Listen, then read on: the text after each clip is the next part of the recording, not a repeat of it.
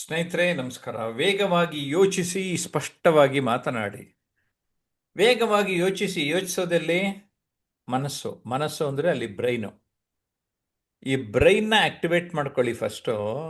ಈ ಬ್ರೈನ್ ಒಂದು ಕ್ಲಾರಿಟಿ ತಗೊಳ್ಳಿ. ಆವಾಗ ನಿಮಗೆ ಒಂದು ರೀತಿ ಸ್ಪಷ್ಟತೆ ಇಲ್ಲಿ ಜಾಸ್ತಿ ಆಗ್ತದೆ. ಇಲ್ಲಿ ಸ್ಪಷ್ಟತೆ ಆದರೆ ಇದೊಂಥರ ಟ್ಯಾಂಕ್ ಇದ್ದಂಗೆ. ಈ ಟ್ಯಾಂಕಿಂದ ಇಲ್ಲಿ ಏನೋ ಬರಬೇಕಲ್ಲ, ಇಲ್ಲಿ ಪದ ಬರುತ್ತೆ, ಅದನ್ನ ಮಾತು ಅಂತ ಕರಿತೇವೆ. ಸೊ ಇಲ್ಲಿ ಕರೆಕ್ಟಾಗಿ ಕ್ಲಾರಿಟಿ ತಗೊಂಡ್ರೆ, ಆ ಕ್ಲಾರಿಟಿ ಅಲ್ಲಿ ಸ್ವಲ್ಪ ನಾವು ಫಾಸ್ಟಾಗಿ ಯೋಚನೆ ಮಾಡ್ತಾ ಇದ್ರೆ ಆಟೋಮೆಟಿಕಲಿ ನಮ್ಮ ಥಾಟ್ ಪ್ರಾಸೆಸ್ಸು ತಕ್ಷಣ ಪದಗಳನ್ನು ಕೊಡ್ತಾ ಇರುತ್ತೆ. ನಿಮಗೆಲ್ಲ ಗೊತ್ತು, conscious mind and sub conscious mind ಅಂತ ಕರಿತೇವೆ. ಸುಪ್ತ ಮನಸ್ಸು ಅಂದರೆ ಸಬ್ ಕಾನ್ಷಿಯಸ್ ಮೈಂಡ್, ಜಾಗೃತ ಮನಸ್ಸು ಅಂದರೆ ಕಾನ್ಷಿಯಸ್ ಮೈಂಡ್. ನಾನು ಈ ಎಲ್ಲ ವಿಚಾರಗಳ ಬಗ್ಗೆ ಈಗಾಗಲೇ ಯೂಟ್ಯೂಬ್ನಲ್ಲಿ ಸುಮಾರು ಅರ್ಧ ಗಂಟೆ ಮಾತಾಡಿದ್ದೇನೆ. ಜೊತೆಗೆ ಸೂಪರ್ ಕಾನ್ಷಿಯಸ್ ಮೈಂಡ್ ಬಗ್ಗೆನೂ ಮಾತನಾಡಿದ್ದೇನೆ.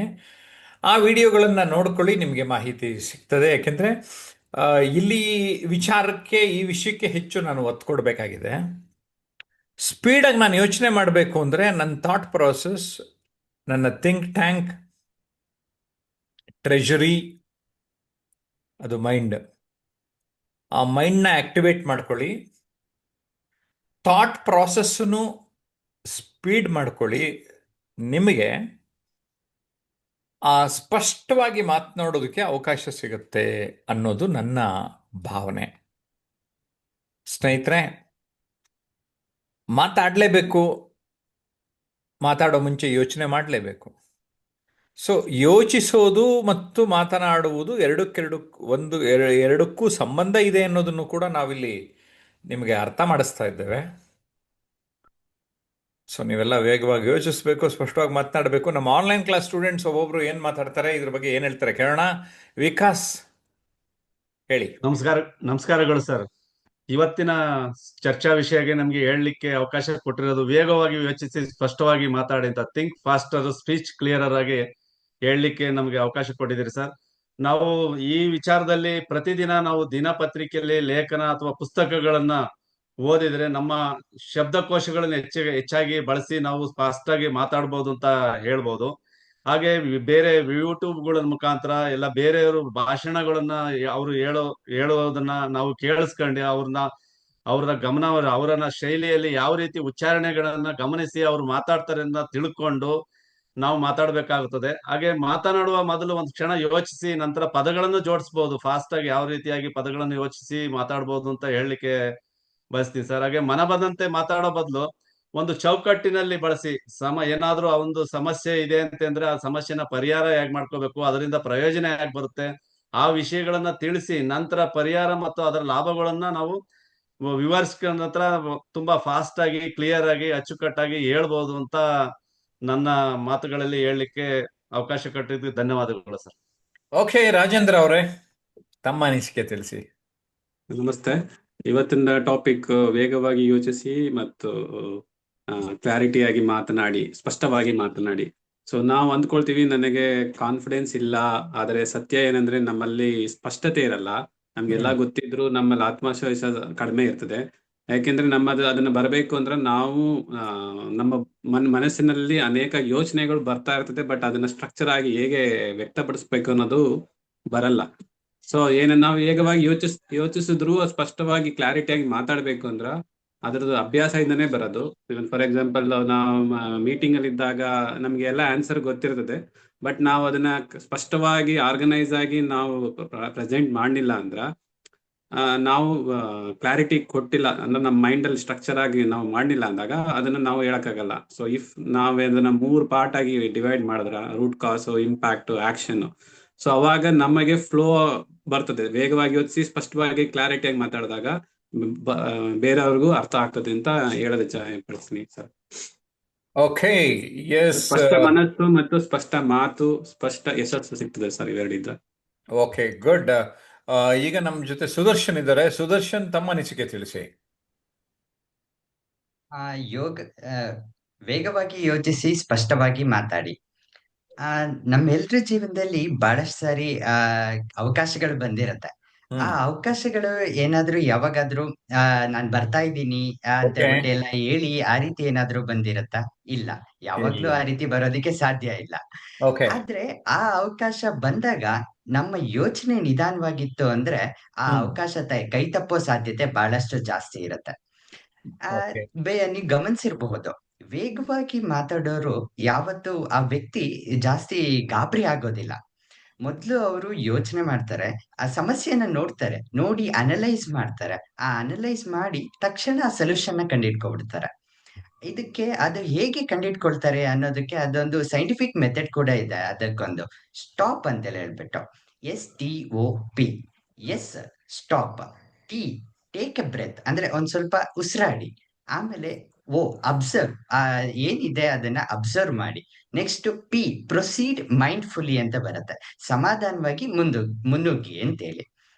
ಆ ಆದ್ರೆ ಆ ಯೋಚನೆ ಮಾತ್ರ ನಮಗೆ ಸಾಕಾಗತ್ತಾ ಅಂತ ಹೇಳ್ಬಿಟ್ಟು ಯೋಚನೆ ಮಾಡಿದ್ರೆ ಆಕ್ಚುಲಿ ನಮಗೆ ನಾವು ಏನ್ ಯೋಚನೆ ಮಾಡಿರ್ತೀವಿ ಅದನ್ನ ಕರೆಕ್ಟ್ ಆಗಿ ಕ್ಲಿಯರ್ ಆಗಿ ಪ್ರೆಸೆಂಟೇಶನ್ ಮಾಡ್ಲಿಕ್ಕೆ ಬರ್ಲಿಲ್ಲ ಅಂದ್ರೆ ನಮ್ಮ ಯೋಚನೆಗೆ ಮೌಲ್ಯ ಸಿಗೋದಿಲ್ಲ. ಅದರಿಂದ ನಾವು ಕ್ಲಿಯರ್ ಆಗಿ ಮಾತಾಡೋದು ಕೂಡ ಬಹಳ ಮುಖ್ಯ ಆಗಿರುತ್ತೆ. ಆದ್ರೆ ವೇಗವಾಗಿ ಯೋಚಿಸೋದಿಕ್ ಮಾತ್ರ ಆ ವೇಗವಾಗಿ ಯೋಚಿಸೋದ್ ಹ್ಮ್ ವೇಗವಾಗಿ ಯೋಚಿಸ್ಲಿಕ್ಕೆ ಮತ್ತೆ ಸ್ಪಷ್ಟವಾಗಿ ಮಾತಾಡ್ಲಿಕ್ಕೆ ಕೆಲವು ಟಿಪ್ಸ್‌ಗಳನ್ನು ಹೇಳೋದಾದ್ರೆ ಇಲ್ಲಿ ಮಾತಿಗಿಂತ ವೇಗ, ಅರ್ಥದ ಸ್ಪಷ್ಟತೆ ಮುಖ್ಯ. ವೇ ಮಾತಿನ ವೇಗಕ್ಕಿಂತ ಮಾತಿನ ವೇಗಕ್ಕಿಂತ ಅರ್ಥದ ಸ್ಪಷ್ಟತೆ ಮುಖ್ಯ ಆಗಿರತ್ತೆ. ಮತ್ತೆ ಯೋಚನೆಯ ಪ್ರಮಾಣಕ್ಕಿಂತ ಯೋಚನೆಯ ದಿಕ್ಕು ಮುಖ್ಯ ಆಗಿರತ್ತೆ. ಮತ್ತೆ ಯೋಚಿಸೋದನ್ನ ನಿಯಂತ್ರಿಸಿದ್ರೆ ನಾವು ಮಾತಾಡೋದನ್ನ ನಿಯಂತ್ರಿಸಬಹುದು. ಮಾತಾಡೋದನ್ನ ನಿಯಂತ್ರಿಸದೆ ಭವಿಷ್ಯನ ನಿಯಂತ್ರಿಸಬಹುದು. ಆದ್ರಿಂದ ಆ ಇಲ್ಲಿ ಇನ್ನೂ ಒಂದನ್ನ ಸೇರಿಸಬಹುದು. ನಾವು ಗಾಬರಿ ಆಗೋದಕ್ಕಿಂತ ಗಂಭೀರತೆಯಿಂದ ಮಾತಾಡಿದ್ರೆ ಬಹಳ ಒಳ್ಳೇದು. ಮತ್ತೆ ಗೊಂದಲಕ್ಕಿಂತ ಸ್ಪಷ್ಟತೆ ಮುಖ್ಯ ಅಂತ ಅನ್ಕೊಳ್ತೀನಿ. ಮತ್ತೆ ತುರ್ತಿಗಿಂತ ತರ್ಕ ಮುಖ್ಯ ಆಗುತ್ತೆ. ಓಕೆ ಧನ್ಯವಾದಗಳು. ವೀರ ಹನುಮಪ್ಪ ಅವರು ತಮ್ಮ ಅನಿಸಿಕೆ ಹೇಳಿ. ವೇಗವಾಗಿ ಯೋಚಿಸಿ ಸ್ಪಷ್ಟವಾಗಿ ಮಾತನಾಡಿ. ನಾವು ಯಾವುದೇ ಒಂದು ಮಾತಾಡಬೇಕಂತಂದ್ರೆ ನಾವು ಸ್ಪಷ್ಟವಾಗಿ ಮಾತಾಡಬೇಕಂದ್ರೆ ನಾವು ಮುಂಚಿತವಾಗಿ ಅದರ ಬಗ್ಗೆ ಯೋಚನೆ ಮಾಡಬೇಕು. ಯೋಚನೆ ಮಾಡಿ ಅದರ ತಕ್ಕಂತೆ ಅದಕ್ಕೆ ಏನು ಮಾತಾಡಬೇಕು, ಯಾವ ಥರ ಮಾತಾಡಬೇಕು, ಆ ಸಂದರ್ಭ ಹೇಗಿದೆ ಅದನ್ನೆಲ್ಲ ಮನದಲ್ಲಿ ಯೋಚನೆ ಮಾಡಿ ಅದರ ತಕ್ಕಂತೆ ನಾವು ಮಾತಾಡ್ಬೋದು. ಈಗ ಸರಿಯಾಗಿ ಮಾತಾಡಬೇಕು ಅಂತಂದ್ರೆ ನಮಗೆ ಅನುಭವ ಬೇಕು. ಜ್ಞಾನ ಒಂದೆಲ್ಲ, ಅದರಲ್ಲಿ ಅನುಭವವು ಸೇರಿದಾಗ ನಾವು ಸ್ಪಷ್ಟವಾಗಿ ಮಾತಾಡ್ತೀವಿ. ಅನುಭವದ ಜೊತೆಗೆ ನಾವು ಚಿಂತನೆ ಮಾಡಬೇಕು. ಯಾವ ವಿಚಾರ ಬಗ್ಗೆ ಚಿಂತನೆ ಮಾಡ್ತೀವೋ ಅದನ್ನು ಸ್ಪಷ್ಟವಾಗಿ ತಿಳ್ಕೊಂಡಿರ್ಬೇಕು. ಅದ್ರ ಬಗ್ಗೆ ಅನುಭವ ಇದ್ರೂ ಇನ್ನೂ ಸ್ಪಷ್ಟತೆಯಾಗಿ ಮಾತಾಡ್ಲಿಕ್ಕೆ ಅನುಕೂಲ ಆಗುತ್ತೆ. ಈಗ ನನ್ನ ಒಂದು ವೃತ್ತಿ ಜೀವನದಲ್ಲಿ ಏನಾದರೂ ಹೇಳ್ಬೇಕು, ಮಾತಾಡಬೇಕು ಅಂತಂದ್ರೆ ನನಗೆ ತುಂಬ ಅದರಲ್ಲಿ ಎಕ್ಸ್ಪೀರಿಯನ್ಸ್ ಇದೆ. ಪಟ್ ಅಂತ ಹೇಳ್ತೀವಿ, ಅದನ್ನು ಫಾಲೋ ಮಾಡ್ತಾರೆ, ಅದನ್ನು ನಾವು ಅರ್ಥ ಮಾಡ್ಕೊಂಡು ನಾನು ಮಾತಾಡ್ತಾ ಇರ್ತೀನಿ. ಅದು ಅವ್ರಿಗೆ ಸರಿಯಾದ ಒಂದು ಡೈರೆಕ್ಷನ್, ಮಾರ್ಗದರ್ಶನ ಕೊಡ್ತೇನೆ, ಅವರಿಗೆ ಸ್ಪಷ್ಟತೆಯನ್ನು ಕೊಡ್ತೇನೆ. ಆದರೆ ಈಗ ಕ್ಯಾಶುವಲಿಗೆ ನಾನು ಯಾವುದಾದ್ರೂ ಒಂದು ಸಭೆಯಲ್ಲೋ ಅಥವಾ ಬೇರೆ ಏನೋ ಮಾತಾಡ್ಬೇಕಂದ್ರೆ ಅದರಲ್ಲಿ ಅಷ್ಟೊಂದು ನನಗೆ ಎಕ್ಸ್ಪೀರಿಯನ್ಸ್ ಇಲ್ಲ, ಅನುಭವ ಇಲ್ಲ. ಅದರಲ್ಲಿ ಅದ್ರ ಬಗ್ಗೆ ಕೆಲವೊಂದು ವಿಚಾರಗಳನ್ನು ತುಂಬ ತಿಳ್ಕೊಳ್ಳೋದಿರುತ್ತೆ. ಆ ವಿಚಾರಗಳನ್ನು ತಿಳ್ಕೊಂಡಾಗ ನಾವು ಮಾತಾಡ್ತಾ ಆ ಸಭೆಗಳನ್ನು ಅಟೆಂಡ್ ಮಾಡ್ತಾ ನಮಗೆ ಮುಂದೆ ಏನು ಮಾತಾಡಬೇಕು, ಹೇಗೆ ಮಾತಾಡಬೇಕು ಅಂತ ಬರ್ತಾ ಇರುತ್ತೆ. ಹಾಗಾಗಿ ನಾವು ಸಭೆಗಳ ಮುಖಾಂತರ ಯಾವುದೋ ಒಂದು ಕಾರ್ಯಕ್ರಮದ ಮುಖಾಂತರ ಒಂದು ಅಭ್ಯಾಸ ಮಾಡ್ತಾ ಇದ್ದಾಗ ನಮ್ಗೆ ಅನುಭವ ಬರುತ್ತೆ, ನಮ್ಮ ಮುಂದೆ ಹೇಗೆ ಮಾತಾಡಬೇಕು ಅಂತಂದ್ಬಿಟ್ಟು. ಹಂಗಾಗಿ ನಾವು ಯಾವ ಥರ ಚಿಂತನೆ ಮಾಡಿದ್ರೆ, ಯಾವ ಥರ ಯೋಚನೆ ಮಾಡಿದ್ರೆ, ಯಾವ ಥರ ಮಾತಾಡಿದ್ರೆ, ಯಾವ ಒಂದು ದಿಕ್ಕಿನಲ್ಲಿ ಹೇಳಿದ್ರೆ ಅವ್ರಿಗೆ ಅರ್ಥವಾಗುತ್ತೆ ಅಂತ ಒಂದು ಮನದಟ್ಟು ಮಾಡಿಕೊಂಡು ನಾವು ಮಾತಾಡ್ತಾ ಇದ್ದಾಗ ಅವ್ರಿಗೆ ಒಂದು ಸ್ಪಷ್ಟತೆ ಬಂದಾಗ ಅವರು ಒಂದು ಆಲಿಸುವುದನ್ನು ನೋಡಿ ಅವ್ರೊಂದು ಸ್ಪಷ್ಟತೆ ಬರ್ತಿದೆ ಅಂತ ನಮಗೂ ಒಂದು ಮನವರಿಕೆ ಆದಾಗ ನಾವಿನ್ನೂ ಚೆನ್ನಾಗಿ ಮಾತಾಡ್ತಾ ಇರ್ತೀವಿ. ಹಾಗಾಗಿ ನಾವು ಫಸ್ಟ್ ಚೆನ್ನಾಗಿ ಯೋಚನೆ ಮಾಡಿ ಚಿಂತನೆ ಮಾಡಿ ಏನು ಹೇಳ್ಬೇಕಂತ ಸ್ಪಷ್ಟವಾಗಿ ಮಾತಾಡಿದಾಗ ಬೇರೆ ನಮ್ಮ ಆಪೋಸಿಟ್ನವರು ಚೆನ್ನಾಗಿ ಆಲಿಸ್ತಾ ಇದ್ದಾಗ ಅವರು ಒಂದು ಅರ್ಥ ಮಾಡ್ಕೊತ ಇರುವಾಗ ಇಬ್ಬರು ಕನ್ವರ್ಸೇಷನ್ ಆದಾಗ ಇನ್ನು ಸ್ಪಷ್ಟವಾಗಿ ಜೋರಾಗಿ ಮಾತಾಡಲಿಕ್ಕೆ ಅನುಕೂಲ ಆಗುತ್ತೆ ಅಂತ. Thank you sir. Okay yes ಸ್ನೇಹಿತರೆ, ನಮ್ಮಲ್ಲಿರುವ ಆನ್ಲೈನ್ ಕ್ಲಾಸ್ ಸ್ಟೂಡೆಂಟ್ಸ್ ಇವತ್ತು ವೇಗವಾಗಿ ಯೋಚಿಸಿ ಸ್ಪಷ್ಟವಾಗಿ ಮಾತನಾಡಿ ವಿಚಾರದ ಬಗ್ಗೆ ಮಾತಾಡಿದ್ದಾರೆ. ನೀವು ವಿಡಿಯೋ ನೋಡ್ತಾ ಇದ್ದಾಗ ನಿಮ್ಗೆ ಹೇಗೆ ಅನ್ನಿಸ್ತು ಅನ್ನೋದನ್ನ ಕಾಮೆಂಟ್ ಮಾಡಿದ್ರೆ ತಾನೇ ಗೊತ್ತಾಗ್ತದೆ. ಕಾಮೆಂಟ್ಸ್ ಮಾಡಿ. ಜಯಪ್ರಕಾಶ್ ನಾಗ್ತೇಳಿ ಹಾಗೂ ಟ್ರಾನ್ಸ್ಮಿಷನ್ ಅನ್ಲಿಮಿಟೆಡ್ ಯೂಟ್ಯೂಬ್ ಚಾನಲ್ ಇನ್ನೂ ಸಬ್ಸ್ಕ್ರೈಬ್ ಮಾಡಿಲ್ಲ ಅಂದರೆ ಈಗಲೇ ಸಬ್ಸ್ಕ್ರೈಬ್ ಮಾಡಿ.